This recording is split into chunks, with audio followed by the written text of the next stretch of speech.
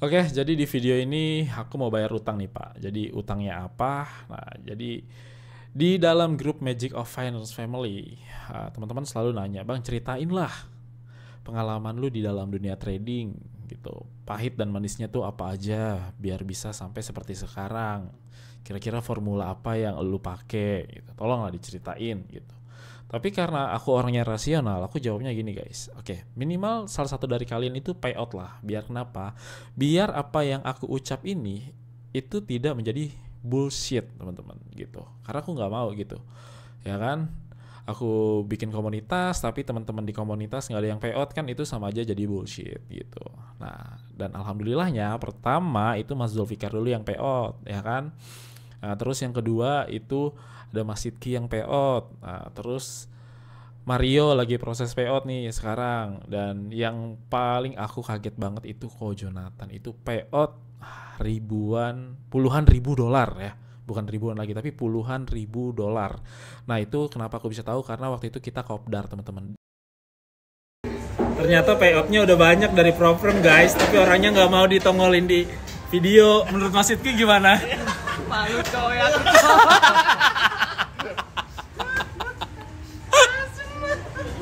Jujur sih, pas di situ aku kaget dan terharu juga gitu. Terharunya kenapa gitu? Karena apa ya? Kita kan di dalam Discord ini kan pagi kita analisa, siang di London Session kita cari entry, terus malam kita live streaming kayak gitu. Terus apapun yang kalian tanya itu selalu aku jawab, kita edukasi gitu. Nah, itu tuh aku ngerasa kayak wah, apa yang gua udah ajarin bermanfaat juga ya gitu. Jadi kayak ada ya bangga gitu loh. Jadi ya sekali lagi aku mau ngucapin terima kasih buat teman-teman di Magic of Finance Family ini ya, karena kalian itu udah percaya sama aku gitu guys ya. Jadi langsung aja kita ke inti videonya.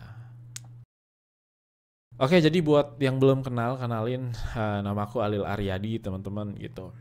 Nah, jadi pertama kalinya investasi itu di tahun 2015. Nah, di tahun 2015 itu profesi aku itu adalah mahasiswa, terus juga YouTuber juga, bikin konten di YouTube tapi tentang sulap gitu. Terus juga produser band indie, dan yang terakhir ini adalah favorit aku, yaitu adalah Magician Digital Illusionist teman-teman. Kenapa?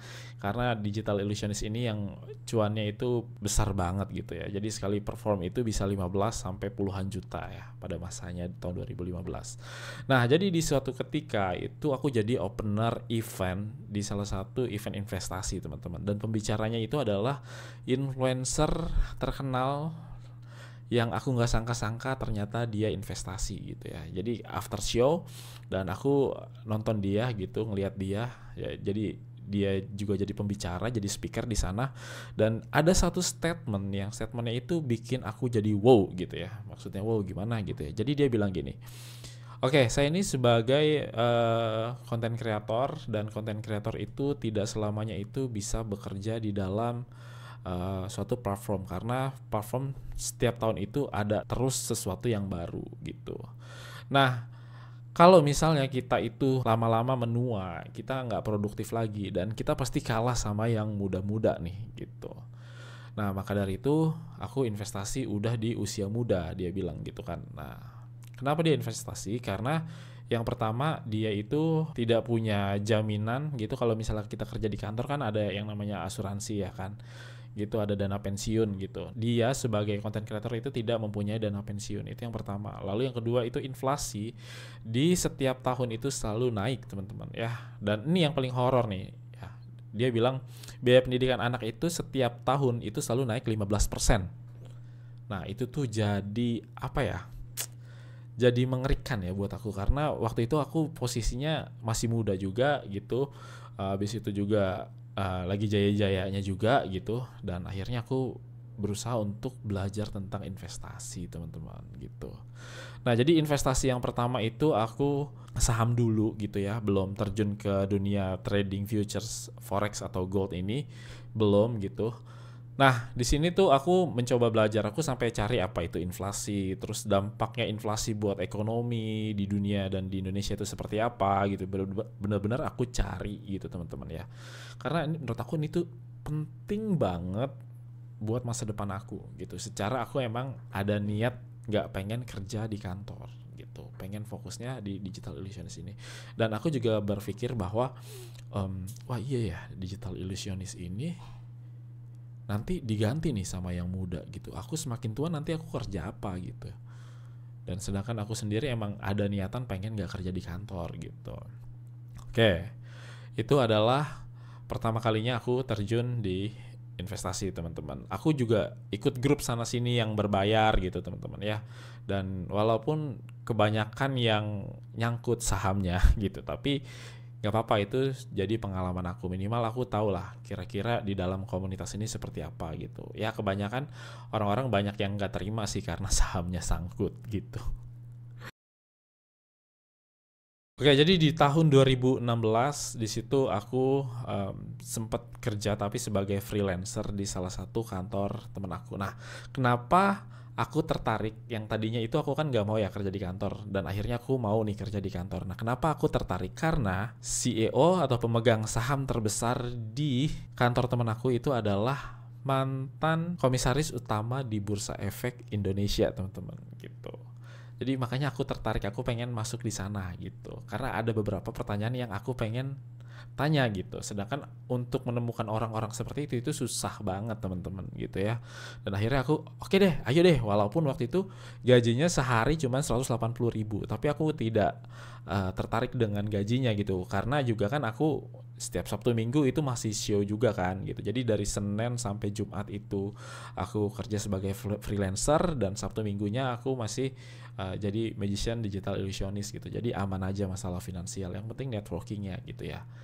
Karena ketika lagi nongkrong ini ya, teman aku yang kerja di sana itu bilang kalau misalnya ownernya itu adalah mantan komisaris utama di Bursa Efek Indonesia gitu. Makanya aku tertarik. Nah, akhirnya aku masuk nih di sana ya kan. Sampai ada suatu momen itu direktur aku itu ulang tahun kan di sana gitu. Nah, ulang tahun, wah berarti acaranya free nih gitu. Karena memang si bapak ini tuh jarang banget ada di kantor gitu. Bahkan hampir nggak pernah gitu ya. Sedangkan kalau ke kantor pun itu juga langsung pulang lagi gitu ya. Karena kan beliau sibuk banget gitu. Bisnisnya nggak cuman ini aja gitu, masih ada bisnis lain. Nah, ketika lagi santai aku tanya gini, Pak, kira-kira rekomendasi saham untuk pemula itu apa aja ya gitu. Nah, terus dia bilang gini, pokoknya kalau misalnya masih pemula, kalau bisa 80% perbankan, 80% itu instansi gitu. Jangan kebalik. Jadi kalau bisa perbankannya dulu nih, ya kan? Perbankannya dulu yang emang kamu utamakan. Jadi kalau bisa 80% itu perbankan. Karena perbankan di Indonesia itu dari secara historis itu bagus gitu. Jadi itu bagus lah buat pemula gitu. Nah, setelah itu aku tanya lagi ya. Oke Pak, baik Pak, siap. Berarti aku belinya cuman waktu itu BBCA, BBRI sama BMRI karena itu kan perbankan kan gitu. Jadi aku masuknya di sana. Nah, sedangkan instansi masuknya kayak Unilever, terus apa yang sekarang nyangkut parah ya. Jadi Unilever buat teman-teman yang sangkut ya berarti sama, kita sangkut juga gitu ya. Jadi kayak Telkomsel kayak gitu-gitulah, pokoknya itu instansi gitu. Terus aku tanya ya di situ, Pak, kira-kira buku apa yang harus aku pelajarin gitu. Nah, terus dia jawab gini, buku Intelligent Investor dari Benjamin Graham gitu. Kamu bolehlah belajar itu gitu. Itu bagus kok basicnya. Terus ya gimana ya, aku kayak seneng banget gitu loh gitu. Kenapa aku seneng banget? Soalnya beliau ini adalah lulusan Master of Economics dari Fordham University di New York, bayangin gitu. Makanya aku langsung cari bukunya Benjamin Graham ini. Bahkan aku sendiri tuh kenalnya Benjamin Graham dulu, baru Warren Buffett sih gitu teman-teman, di dunia investasi ya sebagai influence. Tapi nggak lama dari sini tuh aku resign teman-teman. Aku cuma 6 bulan di kantor ini. Kenapa? Karena waktu itu tuh ada roadshow digital illusionist, jadi aku harus resign di kantor tersebut. Jadi buat temen aku yang kerja di Kuningan waktu itu, sekarang pindah ke SCBD, terima kasih. Terima kasih sudah percaya sama aku buat menjadi timnya Mas itulah. Pokoknya aku nggak mau sebut namanya guys ya. Jadi bulan Januari 2017 itu adalah titik rendah aku, Pak. Gitu. Jadi kayak yang namanya masih muda ya kan, pacaran 6 tahun putus ya kan. Nah, terus orang tua sakit. Terus ditambah lagi show Digital Illusionist nggak dibayar puluhan juta loh itu. Jadi aku kayak aneh gitu loh gitu. Jadi anehnya tuh kenapa kok bisa ya masalah bertubi-tubi dalam 1 minggu gitu. Jadi aku kayak ya udahlah, pacar biarin dulu, yang penting orang tua dulu lah gitu. Orang tua dulu nih kelarin gitu ya. Ya udah akhirnya orang tua kelar gitu kan. Kelar sembuh dari sakit gitu. Nah biasanya aku tuh kalau sama mantan-mantan sebelumnya tuh kalau putus biasanya tuh suka belajar sesuatu hal yang baru gitu. Kayak dulu juga sulap gitu kan, ya pacaran SMA putus ya terus abis itu belajar sulap kayak gitu. Nah kayak sekarang juga nih putus pacaran 6 tahun ya abis itu ya udah cari-cari kira-kira sesuatu yang baru tuh apa gitu. Nah ternyata kan aku mikir ya, wah instrumen investasi ini kan bukan cuma saham doang ya gitu, ada instrumen lain. Dan akhirnya aku coba apa ya gitu, aku browsing instrumen investasi gitu. Ternyata forex nih keluar ya kan, dan aku ya lumayan tertarik lah di sana gitu. Namanya investasi kan, aku juga udah investasikan di saham. Ya udah akhirnya aku registrasi tuh ke semua broker, karena di dalam website broker tersebut itu dia menyediakan yang namanya account demo gitu ya. Nah di situ kayak wah bisa belajar dulu nih, enak nih gitu kan. Dan akhirnya aku registrasi tuh ke beberapa broker, registrasi. Kalau nggak salah sampai 6 apa 7 gitu ya kan. Dan akhirnya ketika aku kelar registrasi nggak lama ada yang nelpon guys gitu. Nomornya nomor bank nih ya. Apa nih ya, siapa yang nelpon ya? Atau aku juga nggak punya utang juga kan gitu. Ya udah akhirnya ternyata sales broker tersebut ya, Pak perkenalkan nama saya ini, Bapak sebelumnya tuh gimana? Apakah udah pernah trading juga? Apa belum gitu? Nah terus dia bilang kayak, terus aku bilang belum pernah nih Mbak, belum pernah trading forex gitu. Oh Pak, gimana kalau misalnya Bapak join kita? Kita itu punya analis handal loh gitu. Nah, alhamdulillah selama sebulan ini profit terus gitu kan. Terus akhirnya dia screenshot ya. Nanti saya screenshot ya ke nomor Bapak ya. Dikasih tahu tuh portofolionya dia ya kan. Ya ada merahnya lah, cuman beberapa gitu. Nah, setelah itu wah aku tertarik kan di situ. Jadi nggak usah analisa, nggak usah belajar. Ya udah gitu, ntar diinstruksiin sama dia gitu. Ya namanya pemula kan ya seneng lah ya, nggak perlu belajar lah. Gitu, ikutin aja instruksinya gitu ya kan. Ya udah Mbak, minimal deposit berapa gitu kan. Oh di kita minimal deposit itu $5.000 Pak, karena broker lokal yang terregulasi memang minimal itu $5.000 gitu.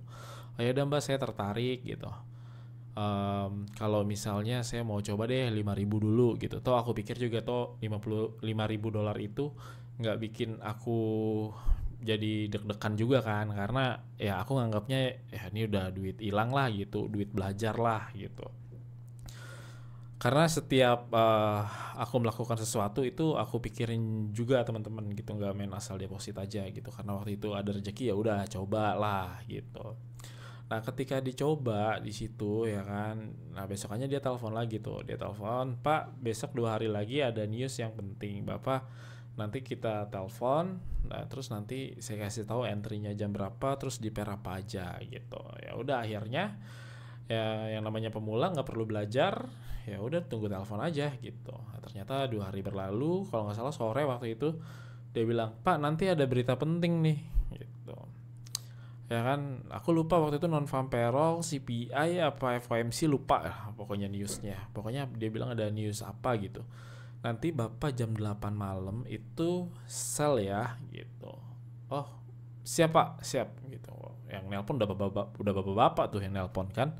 Nah setelah itu aku coba tuh ya kan, nungguin jam ya kan. Terus jam 8 aku entry berapa ya, ini kok ada lotnya gitu. Aku pikir tuh kayak saham gitu guys ya. Jadi kayak menurut aku saham aja satu lotnya itu 100 lembar kan ya. Berarti kalau misalnya 5 lot itu dikit lah ya menurut aku gitu. Nah terus abis itu aku tekan 5 lot ya kan, 5 lot lah kecil aja, nggak usah banyak-banyak gitu ya kan. Langsung entry sell jam 8, terus langsung Pak biru turun marketnya, terus cuan. Nah terus aku mikir ya, ini kok turun bisa cuan ya gitu ya. Terus aku mikir gitu, habis itu ya udah nanti aja lah, toh juga cuan gitu kan, mikirin ini nanti aja lah gitu. Jadi kayak critical thinking aku tuh belum main gitu, yang namanya lagi cuan kan gitu. Kalau nggak salah waktu itu cuannya itu sekitar berapa ya, gede banget sih guys, itu 4.200 kalau nggak salah ya, $4.200 itu kayak hampir 100%, bayangin gitu. Terus aku hold lagi, ternyata dia makin cuan guys ya, di hold lagi makin cuan, 3 hari 4 hari makin cuan gitu. Nah seminggu setelahnya ya kan, itu kok yang tadinya cuan kok lama-lama berkurang, balik lagi gitu kan, balik lagi. Nah terus abis itu pas besokannya aku pagi-pagi tuh 2 minggu kan, 2 minggu tuh aku hold. Terus pas aku lihat, lah kok saldonya nol ya gitu. Terus abis itu aku telepon lagi, mbak ini kok saldonya nol ya gitu. Iya pak gitu, itu namanya margin call pak, emang ada apa ya pak, emang bapak melakukan transaksi apa? Enggak kok, posisi kemarin masih aku hold gitu. Nah terus itu namanya margin call pak, kata dia gitu. Itu saldo bapak habis gitu, harusnya kemarin bapak profit kan, nah itu harusnya di take profit. Lah mana aku tahu, aku pikir forex ini sama kayak saham guys gitu, kayak ya udah gitu. Oh ternyata beda gitu ya. Ya udah, terus si salesnya bilang, ya udah pak gini aja, daripada nanti bapak kehilangan momen, kan kemarin $5.000 udah margin call ya, mendingan bapak top up lagi $10.000. Nah biar apa, biar yang $5.000 ini bisa balik lagi gitu. Terus kayak aku mikir kayak, hah gitu kan, aneh nih gitu kan. Ya udah nggak apa-apa lah mbak, $5.000 namanya juga pemula, nggak tahu apa-apa, wajar lah rugi. Itu aku juga udah siap hilang kok sama duitnya gitu kan. Ya aku nganggapnya duit belajar lah gitu kan. Terus kayak, oh ya udah pak, baik pak, terima kasih gitu ya. Terus kok pas di situ, makanya kok aku bingung ya, kok nge-sell bisa profit ya gitu ya, pemula nggak tahu apa-apa ya kan. Nah, habis itu aku browsing lah tuh, browsing ya kan, ternyata ada Kaskus yang ngebahas trading guys ya. Jadi kalau buat kalian yang tahu, mungkin kita seumuran ya, zaman dulu tuh ada di Kaskus namanya tuh, kalau nggak Mbah Daus apa Mbah Daud gitu ya, lupa deh, pokoknya antara itulah pokoknya.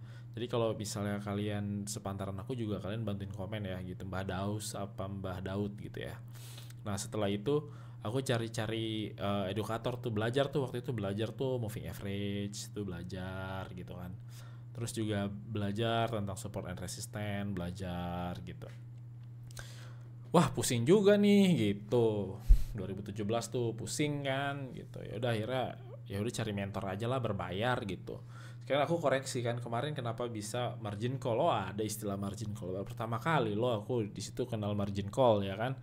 Habis itu di YouTube tuh adalah pokoknya mentor A itu, waktu itu tuh lagi hype banget lah di Indonesia ya kan, lagi hype banget, followersnya banyak, terus juga penontonnya banyak gitu kan. Habis itu aku kontak adminnya, mbak di sini bisa belajar ya, iya berapa biayanya gitu. Oh kalau misalnya yang buat pemula gratis kok pak, bapak tinggal deposit aja gitu. Minimal deposit kan memang waktu itu semua broker tuh $5.000 guys, nggak ada yang di bawah $5.000 gitu, yang brokernya Bapak P di Indonesia gitu ya. Terus aku kepikiran kayak, ntar kayak kemarin nih gitu kan, join lah ke grup WhatsAppnya, waktu itu WhatsApp apa Line gitu ya, lupa ya, pokoknya antara dua itulah ya gitu, grup WhatsApp kalau nggak salah Line deh. Nah setelah itu ya kan, setelah itu di dalam grupnya kok nih banyak orang yang komplain ya gitu ya kan, mungkin dia kayak open posisi sendiri terus rugi sendiri apa gimana gitu. Terus aku tanya kan, mbak nih edukasinya di mana, dikasih lah video sama dia ya kan, pemula belajar lah di situ, press action, double bottom, double top, head and shoulders, inverse head and shoulders, terus triangle pattern di dalamnya tuh, belajar lah gitu kayak. Tapi nggak, di dalamnya tuh nggak diajarin support and resistance sih guys, cuman press actionnya doang gitu. Oke, dari sini aku coba pelajarin gitu. Oke, ini polanya, ini pola. Tapi aku sama sekali benar-benar nggak mau entry. Kenapa? Karena aku masih kayak, pokoknya kalau gue belum yakin gue nggak bakalan mau entry gitu. Karena kemarin pengalamannya kayak gitu gitu. Ya udah tuh sempet zoom kan, trading bareng waktu itu. Nah ketika trading bareng, mentornya cuan tuh ya kan, non farm payroll tuh cuan gitu, orang-orang pada seneng gitu kan. Kalau aku sendiri kayak, iya aneh, orang nggak tahu apa-apa main ikut-ikutan aja gitu, yang ada di pikiran aku guys waktu itu ya kan. Dan sampai pada akhirnya ya udah tuh dari mentor A waktu itu belajar di situ price action, terus juga Fibonacci juga sama Elliott Wave 3, itulah aku belajar, aku dapat ilmu di situ. Dan menurut aku mentor ini itu benar-benar oke lah gitu dari segi materi, penyajian materinya menurut aku oke gitu. Cuman waktu itu pas aku tanya lagi, Mbak nih kalau mau belajar supply demand nih kemana ya, videonya di mana ya gitu, soalnya waktu itu lagi hype kan. Ditawarin lah DVD, Brad ini mas kalau ada DVD 2 juta gitu. Habis itu ya udahlah antar aja dulu gitu. Habis itu aku sempat cari mentor lain gitu kan, terus ya kayak nggak ada gitu loh waktu itu. Terus akhirnya karena kepentok pengen belajar supply demand, akhirnya belilah DVD-nya ya kan, beli DVD-nya, oh menarik nih gitu. Habis itu dicoba, ini mah sama aja kayak support and resistant aku pikir kan gitu. Aku udah belajar dari Kaskus, tapi kalau dipikir-pikir support and resistant supply and demand itu sama kayak support and resistant itu sama gitu. Habis itu ya udahlah dapat di DVD-an satu gitu. Terus lama kelamaan kok banyak yang komplain gitu ya di grupnya ya kan, kayak ya, kasian banget gitu. Padahal menurut aku materi bagus loh gitu, menurut aku materi oke si mentor A ini gitu. Nah sampai suatu ketika tuh ada yang ngasih tahu tuh di grup, guys ke mentor B aja nih, mentor B lebih nyantai tradingnya gini gini gini gini gitu. Akhirnya ke mentor B guys. Akhirnya aku coba bayar lah di situ 15 juta berapa 5 juta, belajar 5 juta kayak dia waktu itu dia bikin kayak ketemu lah gitu, kayak seminar ketemu bayar 5 juta. Oke lah bayar 5 juta gitu, yang penting aku bisa, aku ngerti gitu loh. Nah terus pas di dalam itu kok teknikalnya sederhana banget ya ini mentor ya gitu, nggak yang menjeliwet gitu ya, maksudnya kayak yang di mentor ini kan ribet rumit gitu kan. Tapi apakah profitable lah, disitulah di mentor B ini aku belajar backtest. Abis itu aku belajar apalagi support and resistant. Tapi di support and resistant ini aku udah tahu ya dari Kaskus itu, dari Mbah Daud itu. Terus juga abis belajar backtest, belajar lot size, sama belajar stop loss. Oh ternyata trading tuh ada stop lossnya, ada take profitnya gitu kan. Nah di situ tuh aku tanya tuh gitu, ini kan kita tradingnya kan kayak dulu tuh si mentor ini tuh tradingnya tuh Nasdaq dulu, indeks gitu. Kok beli Nasdaq kenapa nggak beli langsung di sekuritas, kan di sekuritas ada, kenapa harus di sini pak gitu. Terus aku tanya, oh ini tuh futures bukan spot gitu. Oh gitu, jadi aku baru tahu loh ternyata di pasar uang itu ada spot sama ada futures gitu. Ternyata yang aku tradingin kemarin itu yang MC $5.000 ya guys ya, ternyata ya udah gitu, ternyata itu tradingnya trading futures bukan trading spot. Makanya aku salah gitu. Ternyata ketika aku pelajarin lagi, kalau misalnya satu lot itu aja value-nya $100.000 kan gitu. Tapi ya udahlah ya, namanya kita nggak tahu ya kan ya, akhirnya belajar lah tuh leverage apa gitu. Oh ternyata leverage fungsinya ini gitu ya kan.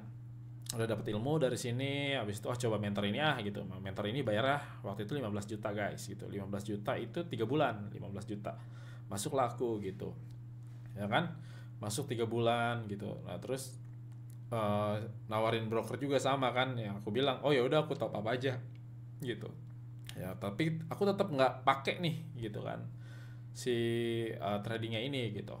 Ya udah akhirnya di dalam itu ya materi-materi yang aku udah pelajarin aku nggak pelajarin lagi gitu, karena kan pengulangan kan. Nah di sini ada sesuatu hal yang baru nih. Sesuatu hal yang baru ini adalah risk to reward. Nah jadi aku di mentor C aku belajar risk to reward gitu. Habis itu masuk nih ke mentor D nih. Biasa kalau kelas mahal kan berkualitas kan gitu. Ya udah akhirnya masuk nih 18 juta. Ternyata di dalam grupnya itu dia kebanyakan gibah pak, ngomongin orang kayak gitu, ngomongin mentor lain gitu. Jadi kayak capek lah, udahlah gitu. Ya udahlah 18 juta hilang. Dan akhirnya hilangnya dalam arti ya udah gitu, udah registrasi, udah masuk ke dalamnya gitu kan, ya mau nggak mau ya direlain lah kan gitu, karena terlalu toksik banget sih di dalam grupnya gitu. Ya udah akhirnya di situ aku ngambil kesimpulan bahwasanya aku mencoba penggabungan dari semua mentor ini. Yang pertama itu adalah technical analysis, terus juga pattern, chart pattern di situ gitu kan. Nah, lalu yang berikutnya di sini aku belajar money management, lot size, terus juga aku belajar tentang stop loss juga sama take profitnya. Terus juga di mentor C aku belajar risk to rewardnya gitu. Kalau yang di mentor D ini ya aku belajar buang-buang uang dan buang-buang waktu gitu. Ya udahlah ya, finally ya, yang penting aku dapat ilmunya lah dari beberapa mentor ini guys gitu ya. Dan akhirnya aku coba dulu. Oke, udah belajar lama sebulan, akhirnya aku try demo dulu lah. Kan diajarin backtest forward test waktu itu kan. Ya udah akhirnya aku mencoba lah untuk backtest forward test gitu. Bisa nggak nih gitu. Ya finally hasilnya bisa tuh waktu itu gitu. Itu waktu itu nggak makan waktu lama sih, kayak 2 bulan 3 bulan gitu loh aku forward gitu. Dan akhirnya aku coba deposit ke $5.000 ini gitu. Nah karena waktu itu yang di mentor A itu aku belum withdraw ya kan, akhirnya aku coba aja lah pakai broker itu akhirnya. Walaupun habis kelas si mentor, kalau mentor B waktu itu nawarin broker juga, mentor C juga nawarin broker juga habis kelas, terus sama mentor D juga nawarin broker juga gitu. Tapi aku tetap pakai yang mentor A ini. Kenapa gitu? Kenapa aku tertarik sama mentor A? Karena waktu aku deposit ini nominalnya waktu itu fixed rate guys. Jadi $1 itu 10.000 gitu. Jadi buat pemula itu belajar lebih enak lah gitu. Ya udah, di situ akhirnya aku fokus lah 2017 itu aku fokus belajar gitu. Dan akhirnya aku top up sendiri dan ya udah tuh 3 bulan tuh alhamdulillah sih profit konsisten gitu, nggak langsung brek gitu. Karena apa? Aku mikirnya yang lain itu pada emosional gitu, psikologisnya pada nggak dijaga karena lot size-nya gede-gede satu. Terus satu lagi mereka itu pengen banget cepet kaya, namanya manusia kan pasti ada kebutuhan hidup kan ya. Sedangkan aku sendiri tuh aku udah nyiapin dana darurat gitu, memang fokusnya itu pengen belajar, pengen bisa gitu loh. Gitu. Ya udah, akhirnya aku perlahan-lahan coba ngejalanin habit. Ya akhirnya ya alhamdulillah sih bisa-bisa aja gitu. Tahun 2018 itu lagi hype-nya kripto teman-teman. Karena dari 4.000 langsung terbang ke 19.000 gitu. Siapa yang nggak tertarik gitu kan. Dan akhirnya aku lumayan kena FOMO tuh guys tuh. Karena waktu kripto ini beda sama forex ya. Jadi kalau misalnya di forex ini itu aku udah kayak mempersiapkan, dan zaman dulu kan forex nggak ada yang live trade kan, jadi ya masih nggak bisa kena FOMO lah gitu. Nah di Bitcoin ini gitu kena nih FOMO nih gitu kan, coba-coba gitu, wah apa nih Bitcoin 4.000, wah tiba-tiba ke 19.000 guys gitu, siapa yang nggak pengen coba gitu. Dan akhirnya aku coba tuh beli 5 juta jebret buat uang belajar gitu. Baik lagi apapun yang terjadi adalah uang belajar, bisa atau enggaknya aku gitu. Nah ternyata drop tuh ya kan, ya dipikir-pikir aku waktu itu belinya di pucuk guys gitu ya, beli di pucuk ya kan, pas nyadar ternyata wah aku beli di resisten nih. Ya udah sama nih konsepnya nih kan kayak saham gitu, biasanya kalau saham itu nyangkut aku averaging gitu atau beli lagi gitu ya kan. Dan akhirnya pas konsolidasi aku coba beli lagi tuh ya 5 juta lagi gitu. Nah setelah itu juga momennya di grup itu lagi hype banget yang namanya MQL5 teman-teman ya, copy trade gitu. Nah aku try tuh di situ copy trade, taruh aja udah gitu kan. Walaupun kayak transaksi diliatin gitu, wah lumayan banget guys. Pada 2018 itu kayak orang-orang tuh di MQL5 tuh pada copy gitu, karena kebanyakan orang pada males kali ya gitu, males trading gitu, jadi akhirnya di copy trade aja gitu. Aku coba-coba seminggu pertama tuh ada yang subscribe 5 orang ya seminggu pertama, terus minggu kedua itu naik lagi jadi 15 orang gitu. Terus di komen-komen tuh orang-orang bule semua tuh yang copy signal kita kan.